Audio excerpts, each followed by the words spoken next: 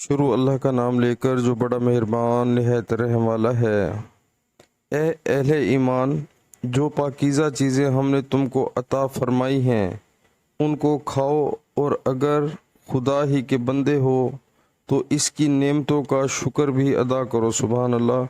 प्यारे मुसलमानों, हमें भी हर हाल में अल्लाह ताला की जो दी हुई नेमतें हैं उन्हें खाना चाहिए, पीना चाहिए, और हर हाल में यानी कि अल्लाह का शुक्र भी अदा करना चाहिए। लेकिन अक्सर लोग हमने देखा है कि वो अल्लाह ताला की इतनी नेमतें उनको अल्लाह ताला ने नवाजी हुई होती हैं, लेकिन फिर भी वो नाशुक्री करते हैं। तो अल्लाह ताला हमें हर हाल में अपना शुक्र अदा करने की तौफीक अता फरमाए और 5 वक्त बाद जमात नमाज पढ़ने की तौफीक अता फरमाए।